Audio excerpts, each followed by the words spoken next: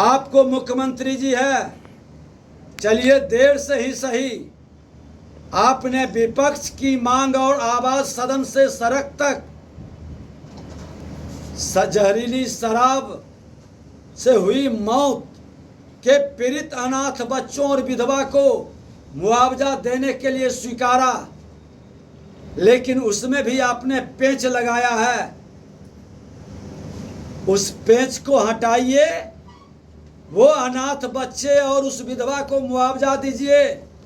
जिसकी आंख की रोशनी चली गई उसको भी राहत दीजिए, रोजगार का अवसर दीजिए। और जब हमारा उग्रवाद से मरता है, आतंकवाद से मरता है, तो सरकार संज्ञान में लेती है, तो आपके अपराधियों और भ्रष्टाचारियों को सरकार में सम्मिलित होने के बाद प्रत्येक दिन बिहार के अंदर दर्जन भर से ज्यादा हत्याएं हो रही है, गोलियों का शिकार हो रहा है। आपके प्रशासनिक अराजकता के कारण भ्रष्टाचारियों का शिकार हो रहा है। उसका क्या दोष है? कौन सा पाप किया है? उसके परिवार को भी मुआवजा क्यों नहीं मिलेगा? क्यों आप उसके प्रति अपनी जिम्मेवारी तय करते हैं? ये जिम्मेवारी आपको तय कराएगा विपक्ष। भारतीय जनता पार्टी बिहार के अंदर अपराधियों और भ्रष्टाचारियों के वातावरण, जंगल राज को भी हटाया है, और आपने चोर दरवाजे से जिस जंगल राज के पुरोधा को सरकार में लाए हैं उससे मुक्ति दिलाएगा। आप उस जंगल राज के वातावरण को जनता राज कर रहे हैं, लेकिन मुख्यमंत्री जी सच्चाई है कि एक गुंडा राज में तब्दील हो गया। और गुंडा राज का नमूना है कि 1000 राउंड गोली चला, कई लोगों की लाशें गिरी, आपने वही कोइलवर बेटा में उसको दबा दिया, उस मामले का जांच नहीं कराया। आज उसी का परिणाम है कि उन गुंडों का मनोबल बढ़ा और आपके खनन पदाधिकारी को घसीट घसीट कर महिला का अपमान किया, चीरहरण करने का प्रयास किया।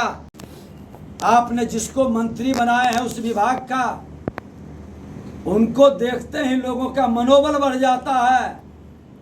अपराधियों को लगता है कि मेरे संरक्षक आ गए। आप इसकी उच्च स्तरीय जांच कराइए, सिटिंग जज से जांच कराइए। आप जहरीली शराब बेचने वाले दारू माफिया का भी सिटिंग जज से जांच कराइए, सच्चाई सामने आएगा। बालू माफिया के कारनामा का भी जांच कराइए। दूध का दूध, पानी का पानी होगा, लेकिन कुर्सी के मोह में कि कहीं कुर्सी खिसक न जाए, क्योंकि उसी माफियाओं के बल पर आप सरकार चला रहे हैं। इस भय से आप जांच नहीं कराइएगा। हिम्मत है तो जांच करवा लीजिए सिटिंग जज से या सीबीआई से। ये दारू माफिया, बालू माफिया बिहार को पूरी तरह से गुंडा राज में तब्दील कर रहा है, और इसके लिए आप जिम्मेवार हैं। नहीं जांच कराते हैं तो विपक्ष का आरोप जनता भी स्वीकारेगा कि सचमुच में दारू माफिया और बालू माफिया को ये सरकार संरक्षित कर रही है। सर, मोदी को अपना नेता नहीं मानते? ऐसे विचार रखने वाले लोगों को उम्र का प्रभाव दिखाई पड़ रहा है। देश के प्रधानमंत्री नरेंद्र मोदी जी अब देश के ही नहीं विश्व के नायक बन रहे हैं, और सब उनका सम्मान करता है, उन पर विश्वास करता है। उनके महामंत्र को लोग ग्रहण करके सबका साथ सबका विकास के पथ पर चलता है। मैं भी उन्हीं का मार्ग निर्देशन में बिहार विधानसभा के अंदर विपक्ष में 15 में था और मैंने समर्थन किया था। उन्हीं के निर्देशन में, और समर्थन ही नहीं किया था, हमने उस समय शंका भी जाहिर किया था कि सदन के अंदर आपके साथ जो बैठे हैं मुख्यमंत्री नीतीश कुमार जी, उनका नीयत साफ नहीं है। कानून बना रहे हैं, जनता के बीच कानून जाने के पहले कानून बनाने वाले जो लोग आपके साथ हैं उनको संकल्प दिलाइए, शपथ दिलाइए। और हमारे ही प्रस्ताव पर उन्होंने सदन के अंदर सबको संकल्प दिलाया था, शराब नहीं पिएंगे उससे मुक्ति के लिए। लेकिन आज उनके दल के अंदर उच्चस्थ पद पर बैठे उनके जदयू के नेता के भतीजा शराब माफिया सप्लायर के रूप में अभी हफ्ता भी 10 दिन नहीं बीता है। मुख्यमंत्री जवाब दें। शराब बनाने वाले फैक्ट्री का मालिक राजद का गोपालगंज में उम्मीदवार बना, मुख्यमंत्री जी जवाब दे। कुर्नी में शराब पीने वाला जदयू का उम्मीदवार बना, मुख्यमंत्री जी जवाब दें। ये प्रश्न उठता है कि नहीं कि आपके साथ रहने वाले 4 लाख लोगों को जेल भेज दिया, 7 लाख लोगों पर मुकदमा किया। कौन है ये लोग? दलित, शोषित, अति पिछड़ा, कमजोर तबका का लोग है। 7 लाख लोग आज मुकदमा लड़ रहा है, जो खाने के लिए डेली कमाता और खाता है। आज इस मुकदमे को किसने उसको तबाही और बर्बादी की ओर भेजा है? मुख्यमंत्री जी, प्रधानमंत्री जी ने बड़ाई किया था कि शराबबंदी ही नहीं, हमारे ही सामाजिक नैतिक संकल्प अभियान के किताब पर उन्होंने कहा था कि पूर्ण नशाबंदी हो, लेकिन पूर्ण नशाबंदी की बजाय आप शराबबंदी पर लगाया। आज स्कूल कॉलेज में व्हाइट जहर पहुंच गया है। उड़ता पंजाब बिहार को बनाने का आप खेल कर रहे हैं, और उससे जो अवैध कमाई हो रही है वो प्रत्यक्ष अप्रत्यक्ष ढंग से कहीं न कहीं आपके पार्टी के बड़े लीडर के जेब तक पहुंच रहा है। क्यों नहीं आप सीबीआई से या न्यायिक जज से जांच करा रहे हैं? बिहार की जनता को बरगलाने का खेल बंद करिए। और पूरे बिहार के अंदर मैं अपने सभी कार्यकर्ता के साथ जन कल्याण संवाद के माध्यम से जो शराब से मरा है या शराब के जहरीली शराब के प्रभाव से विकलांग हुआ, अंधा हुआ है, इसके मुकदमा से जिसका घर बर्बाद हुआ है, उन सब का सूचीबद्ध करके सरकार के पास पेश करेंगे। बरगलाइए नहीं, सच को सामने लाएंगे। जहरीली शराब से मरता है तो डायरिया कहते हैं। धिक्कार है इसी संवेदनहीनता को। आपने एक जगह आंसू पोंछने का काम नहीं किया। छपरा में मुख्यमंत्री उप मुख्यमंत्री गए थे, आप समाधान यात्रा करने उस दिन भी सावधान किया था कि एक बार आंसू पोंछ दीजिए, सैकड़ों लोग मरा है। लेकिन आज ज्ञान प्राप्त हुआ, लगा कि विपक्ष घेर रहा है, विपक्ष का दबाव है, जनता में आक्रोश फैल रहा है, तो खाना पूर्ति मत करिए, बिहार की गरीब जनता की आंसू पोंछिए और उसका अस्थायी समाधान की व्यवस्था बनाइए। सर, जब हमने पहले भी कहा कि जब सया भेल कोतवाल तो अब डर काहेगा। सत्ता में बालू माफिया, दारू माफिया का लोग बैठ गया। कैबिनेट मिनिस्टर के रूप में इजराइल मंसूरी मंत्री अपने माफियागिरी में, अपने ठेकेदारी और दलाली में किस तरह से हत्या करवाया, उस पर एफआईआर नहीं हुआ। मुख्यमंत्री ने कागज लिए और वो व्यक्ति कहता है कि बेटा को मारे हैं, केस नहीं उठाओगे तो दामाद को भी मारेंगे।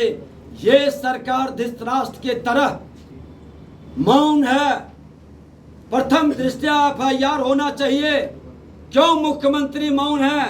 कुर्सी के लिए उस राजद के मंत्री को हटाने की ताकत नहीं है।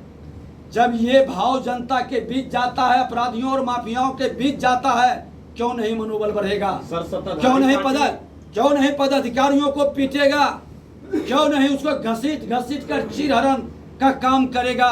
क्योंकि अपराधी जब सत्ता में बैठा हो, भ्रष्टाचारी जब सत्ता में बैठा हो, तो ये तो खेल होना स्वाभाविक। सर, माफियाओं से मिले हुए मैं तो खुल करके सदन में कहा था, याद होगा, आप लोग सब गवाह हैं कि भारतीय जनता पार्टी हमेशा निष्कलंक लोगों को आगे बढ़ाता है, और कोई माफिया है, कोई हत्यारा है, कोई भ्रष्टाचारी है तो सरकार में बैठे आप हैं।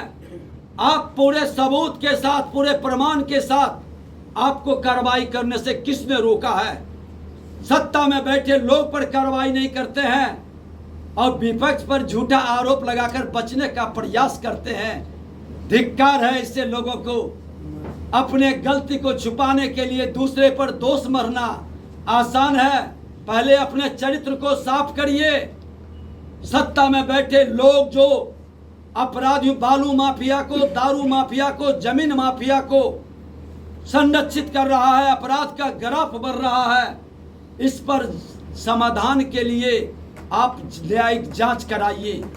विजय सिन्हा जी, एक सवाल है कि बिहार की जन समस्याओं के प्रति आंखें बंद कर लेते हैं और देश की राजनीति के लिए दौड़ा करते हैं। ये मानसिकता से हमको और आपको सबको उबरना होगा। क्योंकि बिहार का, मैं कह रहा हूं, मलिक साहब ने कहा था कि बिहार की शैक्षणिक वातावरण में भ्रष्टाचार और करप्शन है। ये सत्ता में बैठे लोग क्यों मौन है धृतराष्ट्र के तरह? खुल करके, मैं विधानसभा अध्यक्ष था, ITI पर खुल के हम कार्रवाई कर रहे थे, अब BEd कॉलेज पर वो कार्रवाई कर रहे थे।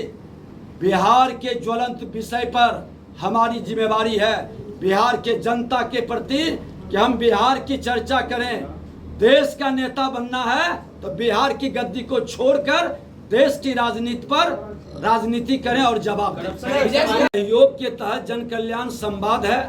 जन कल्याण संवाद में मुख्यमंत्री के दरबार में जो जो विषय उठा है, उस विषय पर प्रतिपक्ष के नाते सरकार को सजग करना हमारी जिम्मेवारी है, और जो ज्वलंत मुद्दे हैं बिहार के, उस ज्वलंत मुद्दे पर आपके माध्यम से सरकार तक संदेश पहुंचाना, ये हमारी जिम्मेवारी है। और इससे हट करके बात करनी होगी तो हमारे केंद्रीय स्तर के प्रवक्ता हैं, राज्य स्तर के हैं, जिला स्तर के हैं, अच्छा रहेगा उसमें अलग अलग विषय को। तो बता देता हूं कि भारतीय जनता पार्टी 2005 में चाणक्य बनकर चंद्रगुप्त को लाया था खोजकर, और हमने कहा था कि हमको जंगल राज हटाना है और इनकाउंटर अपराधियों पर शुरू हो। इनकाउंटर बिहार के अंदर हुआ था। भारतीय जनता पार्टी हमेशा आतंकवादी, उग्रवादी और अपराधी का मनोबल तोड़ने का काम करता है। इसलिए आज अगर जो जोगी जी भी कर रहे हैं तो वो भारतीय जनता पार्टी का, हमारे जो नेतृत्व है उनके एजेंडा, जो विचारधारा है, उस एजेंडे पर ही काम कर रहे हैं। और कल बिहार में भी सरकार बनती है तो हमारा भारतीय जनता पार्टी का एजेंडा आतंकवाद, उग्रवाद और अपराध के और भ्रष्टाचार के मनोबल को तोड़ने के लिए जो भी कदम जरूरी होगा उठाया जाएगा, वो कदम उठाया जाएगा। लेकिन आतंकवाद, उग्रवाद, अपराधी और भ्रष्टाचारी का मनोबल कतई नहीं बढ़ने दिया जाएगा। सर, एक सवाल है, बिहार में जातीय जनगणना स्टूडेंट्स हैं, वो अपने जूनियर स्टूडेंट्स को पढ़ा रहे हैं। सबसे दुखद दुर्भाग्य है यही बिहार है जहां नालंदा, विक्रमशिला जैसे विश्व महाविद्यालय, विश्वविद्यालय के अंदर पूरे विश्व के लोग पढ़ने आते थे, और आज हमारे शिक्षक रोड पर लाठी खा रहे हैं। शिक्षकों को ठगा जा रहा है, और जो शिक्षक स्कूल के अंदर बच्चों के भविष्य को बनाते, पढ़ाते, उसको भी जनगणना में लगा दिए, जातीय जनगणना में। अपने मिशन को पूरा करने के लिए बच्चों के भविष्य को बर्बाद कर रहे हैं। आपके पास लाखों कर्मचारी है, क्यों नहीं उसको लगा रहे?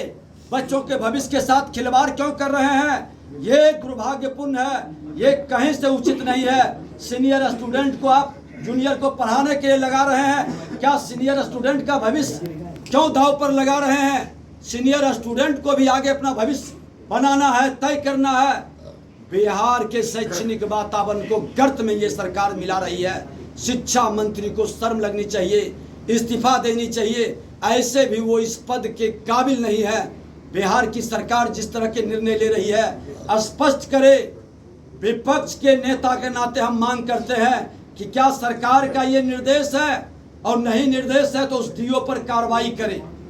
विजय जी, वो तहसीलदारी ऊपर तक आती होगी, उसी से कारण से इस तरह की आवाज निकलती है। जो भ्रष्ट नहीं होगा वो खुल के आदेश देगा। देश के प्रधानमंत्री नरेंद्र मोदी जी और उत्तर प्रदेश के मुख्यमंत्री योगी जी के तरह एक्शन दिखाई पड़ेगा भ्रष्टाचार पर, लेकिन ये एक्शन नहीं, ये लीपा पोती का खेल है।